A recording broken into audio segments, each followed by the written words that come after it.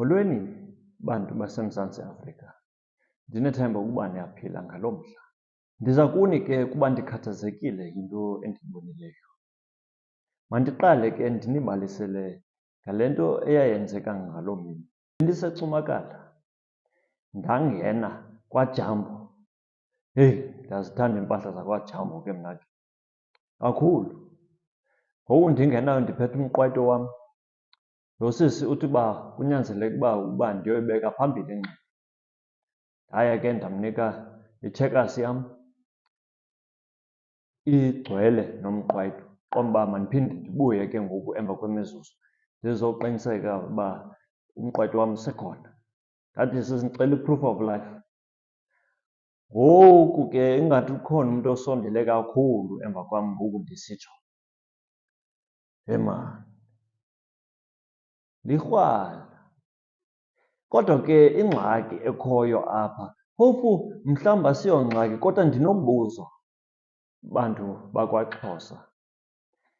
Lo mbuzo ndiwuzisa nakwaba baphathayo kwaXhosa, iinkosi neenkosana. Ndicela nindiphendulele apha. Mhlawumbi ke umbuzo wenu okanye impendulo yenu izawuthi uba lo mlungu ufuna ntoni kwizinto zakwaXhosa nenkcubeko yethu kodwa akangeni ndawo. Mandithi ke kuni, ngoku ndijikayo eli krwala alinazo nendima. Hayi, akunyanzelekanga ukuba ikrwala libe nendima. Kodwa mhlawumbi iminyaka yakhe ibilapho kwi-13 okanye 14.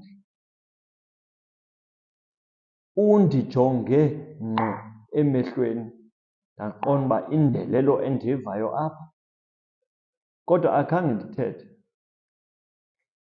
Bendisabambekile kule nto yokuba abantu bakwaXhosa bayayivumela le nto yokuba umfana oneminyaka 13 uzokuba yindoda. Le nto yokuba sithi lo mfana okwalukileyo uzawukwazi ukuphatha umzi, uzawukwazi ukuba nabantwana, uzawukwazi indlela yokuphatha umfazi. Ndanixelela ngoku lo mfo ome phambi kwam ngeli xesha, ilizwi liphezulu, amasende asabambeke apha emqaleni ndinixelele. Yindoda? Yindoda enjani nale? Umbuzo ke, uphi utata? Uphi umalume? Ungeniswe ngubani? Ukuba umfana uzibile ivunyelwa ntoni? Kaloku sinabantu abaphatha kwiingingqi neengingqi. Sinabantu sibahloniphayo kwindawo jikelele. Kodwa kunyanzeleke ukuba iinkokheli ziza kuphendula apha zisixelele ukuba njani. Ndiqinisekile ukuba bakhona nabanye. Ndiqinisekile ukuba bakhona nabanye abaninzi. Kodwa ke iinkokheli zakwaXhosa, baphathi, koomasipala bethu, niphi oko ndinibukela niqhuba ezi BM ezikhanyayo elangeni, ninezibane eziblowu, niyabonwa xa nifuna ubonwa. Kodwa ke xa kukho iingxaki neenkathazo ezinkulu nje, niphi?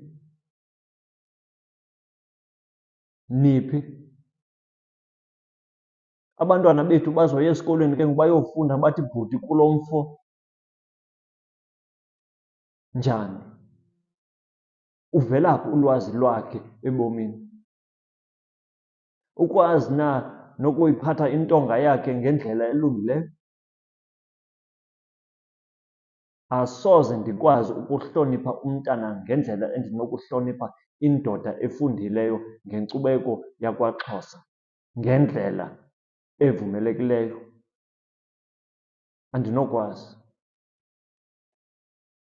Mhlawumbi ke uzophinda ubuyele kum uthi, suka mlungu, akunandawo apha. Itsho ke, itsho. Kodwa ke umbuzo umile. Kuzonyanzeleka uba umntu aphendule. Akuzange uzowuphendula mna, nizowuphendulela abantu bakwaXhosa. Kunyanzeleke uba indoda imele inkcubeko yayo, abantu bayo. Ayiyonto nje le sithetha ngayo apha, yinto ebalulekileyo.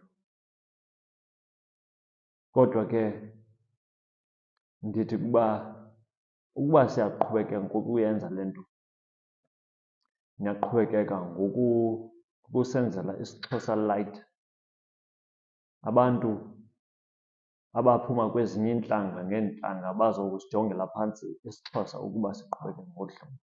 Nyakomtsha, masiqhube sibuze le mibuzo inzima.